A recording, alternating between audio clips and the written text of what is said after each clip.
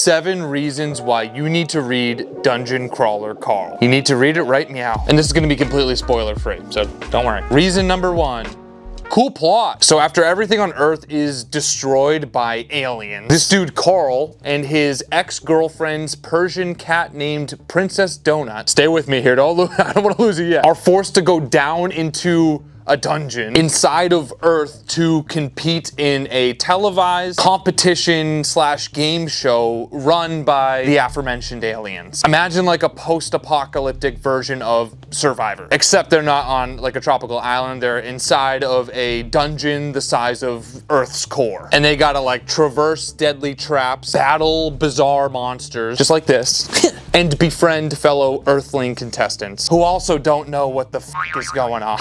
They're all just kind of stumbling around this dungeon trying to figure out what happened. So it's funny, it's wacky, it's zany, it's absurd, it's got aliens, it's got monsters, it's got action, death-defying stunts, and oh yeah, perhaps coolest of all, it's literally written like a video game. Yeah, I don't think I mentioned that yet. I feel like I could have started with that one. So the genre is called lit RPG. And if you're like me, you don't know what that means. But if you've played an RPG video game, a role-playing game, something like Skyrim, it's like a book version of that, in a way. Okay, so like our main character, Carl, his new reality since going down into the dungeon is literally like playing a first-person video game. For example, he gets like haptic responses and he sees text bubbles pop up in front of his face, and he can like mentally X them out. He has a health meter, and if that health meter goes down to 0, that boy dead. He can upgrade his skills in like fighting and intelligence and charisma. He can collect weapons from like looting dead bad guys or finding treasure boxes, and he can stow things in his like virtual inventory, so it's not technically on him. He can store an infinite amount of potions into his inventory that he can access by like using his brain. And this doesn't make any, I'm like explaining, it doesn't really make any sense, but if you've played a video game, you kind of know what I'm talking about when you like go to the screen to look at all of your inventory. So it's like a virtual inventory he can use, and every other player in this video game competition game show thing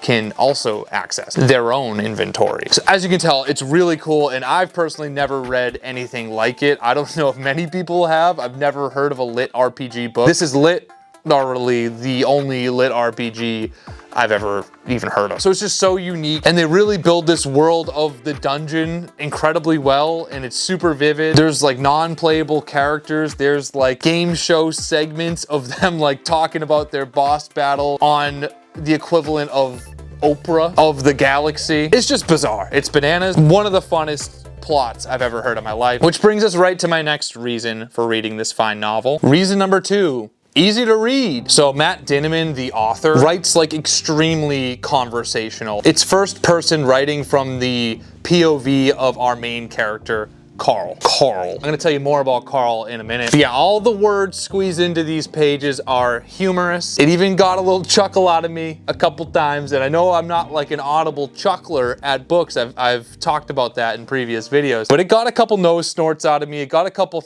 it's a lot of tongue-in-cheek humor that like you just appreciate reading. You might not be belly laughing, but you're gonna be smiling. You're gonna be smirking. And there's nothing you can do about it.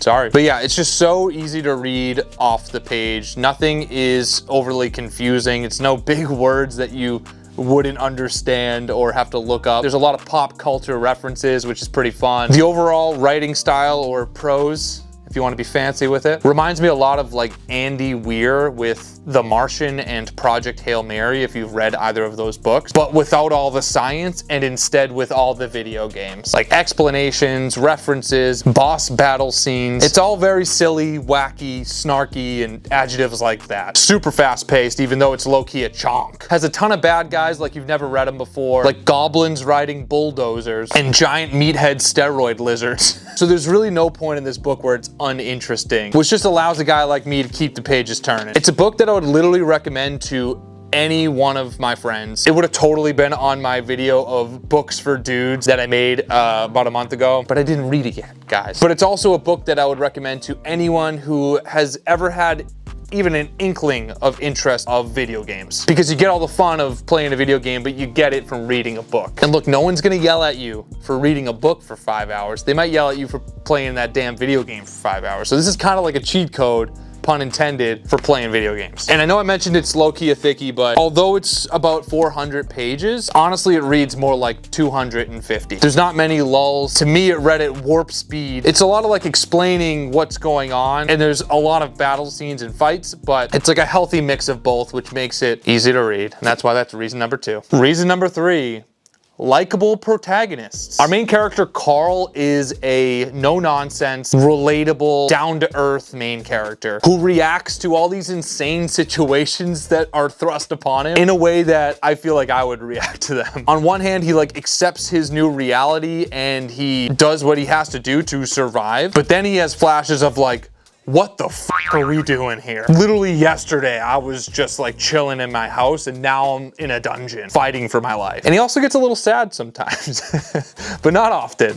Usually he like perseveres and he toughs it out. He's kind of like a guy's guy, honestly. Although this book is funny, Carl isn't funny per se, but the way that he reacts to the absurd things happening around him is what like brings the humor with him. His cat companion though, Princess Donut, is unlike any other sidekick I've read in fantasy. Princess Donut, or Donut for short, is like essentially the stereotype for like one of those fancy cats. So the cat has always acted like that in Carl's life, but when the cat follows him down into the dungeon, it turns into a player of this game and is granted the ability to talk. So Donut literally can talk. It's a cat that can talk. Donut literally thinks she's royalty because she was a show cat and she still has that kind of vibe to her. And in the audiobook, she even talks in like a posh British accent. But all that aside, Donut is also incredibly capable in terms of navigating this dungeon. So it's kind of just funny hearing her talk and getting this dichotomy, if you will, of her personality versus how vicious she can be when she's fighting some bulldozing goblins. So really the dynamic between these two main characters adds a lot to the story. It adds comedy, it adds heart. They're like an odd couple. Carl is the straight man, Donut is the quirky one because she's literally a talking cat that thinks it's a princess, so anything she really does is funny. Plus everything going around them is so wild and so high stakes that the main characters don't even need to be like the looniest because their environment and all the things happening around them is already loony enough. It's Kevin Looney down there. Reason number 4.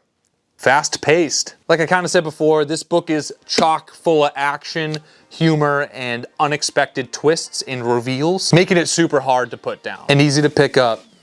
Hello? Carl? It balances tension and comedy really well, and it doesn't use any confusing language or even have too many like made up words that a lot of fantasy books incorporate. Like sometimes you're reading a fantasy book and you literally don't know what anything means until like you get to page 100 and it starts clicking. With this, that really isn't the case, especially if you've played a couple video games in your life. You can kind of put together what these things mean pretty easily. This book is all video game centric, so if you know even like a little smidgen about video games, you should be all good. But even if you don't, it's not like rocket science to understand what's going on. I don't want to act like this, like if you haven't played a video game, you can't read this book. That's not the case. I think it does a great job at explaining things, and you'll get it. You'll get it. If you haven't played a video game, still read this, honestly. And even though to me this felt very much like an intro book, because it is, it's literally the first book in the series, it just had like a lot of explanations of how like the game mechanics work. Things like the invisible virtual inventory, explanations of achievements and what kind of powers that will grant our protagonists, what skills they've leveled up, information and backstory. But all that being said, all that introduction that you kind of get with this, that exposition,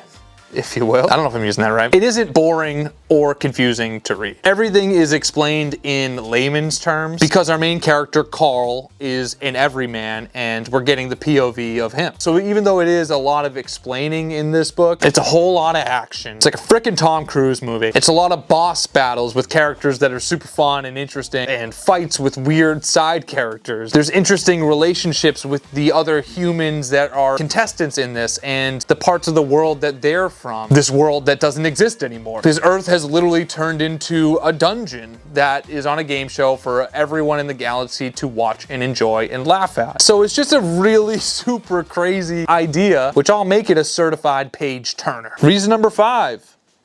Great for gamers. Did I mention that video game people would like this yet? No? Okay, well, hey, if you've played a video game, even a smidge of a video game, I think you'll like this. No, I'm kidding. I know I've said it about 7 times, but I'm gonna say it an 8th. People who like video games will like this book. People who like video games will like this book. Yeah, so if you like video games, I think you'd like this book. But while it has all those video game-like elements, it doesn't overwhelm you with mechanics or stats or jargon. The focus is on the story and the character, Carl, and even Donut, and how they're managing this all. So this story is accessible to anyone, even if you're not like a gamer, a lit RPG reader, or even like a huge fantasy fan. I just feel like this has so much going for it. I mean, it has the fantasy aspects. It has more comedy than I've read in any book like it. There's sci-fi elements to it. And who knows, maybe there'll be romance. I have no idea. I've heard this series gets better and better, and this is just book 1, baby.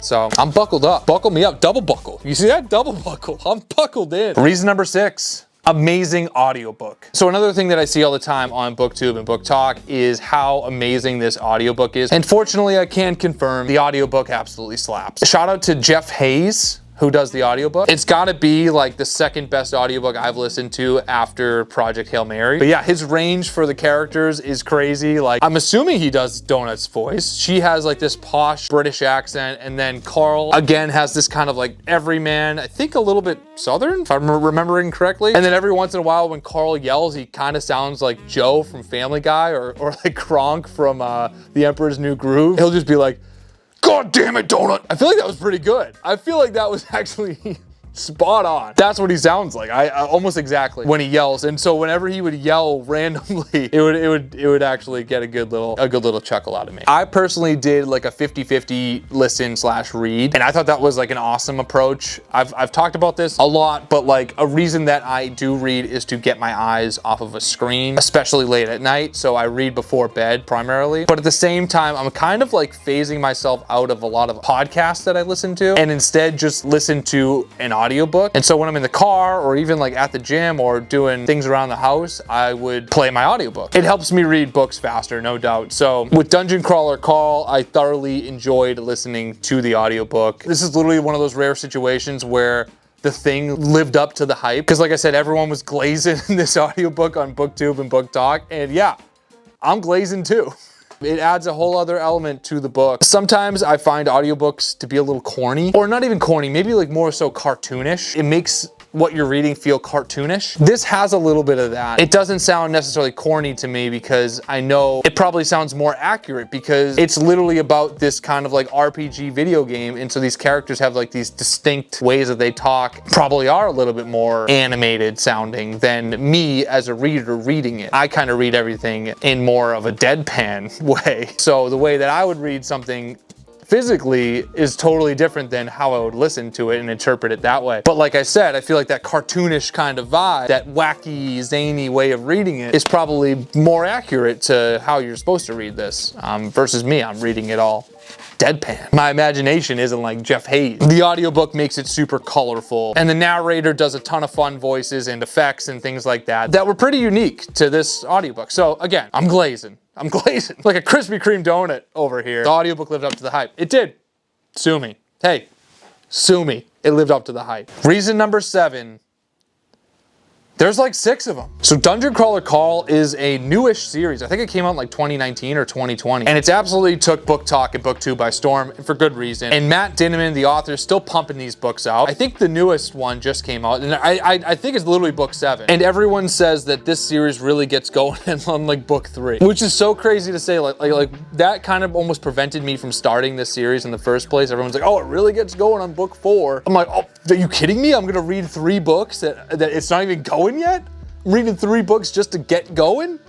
I was hoping it'd get going at page 4, not book 4. That being said, if this isn't getting going yet, I think we're in a pretty good spot, because this is still really enjoyable. Would I call this a 5-star book? No. I think it's closer to 4 stars. Again, everyone says they get better and better and turn into something that no one ever really expected. In this book, there's a lot of seeds that are plopped and planted of things that I feel like you won't find out for future books. There's a lot of intrigue, going on. But again, this book is an intro book, so it's just like a lot of explaining how this game show acts, how best to play the game show from the POV of Carl and Donut. You meet other characters, but you don't meet a ton of people. So there's just like a ton of ways that this can go and avenues to explore that obviously Matt Dinniman's gonna take it in the next 6 books. You hear all the time that people read this whole series in like a month or 2. I could totally see myself doing that, but I just personally like some diversity in my reads, so I will definitely break these up. But I could totally see myself reading a few of these this year, and I really only slotted myself to read 1 on my TBR. So this could totally fuck up my TBR. And you know what? I hope it fucks up your TBR. So yeah, if you enjoyed fun, fast-paced, absurd, hilarious adventures with a regular dude and a talking Persian cat that fight goblins and lizards to survive every single day, I think this book sounds right up your alley. So yeah, that is it. Those are 7 reasons why you should read that book. Let me know what book I should read next. Thinking about doing The Blade itself, but I keep starting all these series and I might need to read, I need to read a standalone, but not one that's too long. For those of you who don't know me, I am a relatively new reader. I got into reading last year. This year I started a booktube and I'm documenting my whole journey. So give me all the recommendations. Let me know what books I should read, who I should follow. And if I make this shot, you have to share this video with a friend who you think would like Dungeon Crawler Carl, okay? Shake on it. You should. You gotta do it now. If you're a regular viewer of my videos, you know that this is more than likely not going in, and these are restrictive sleeves, so I don't want to make any excuses beforehand, but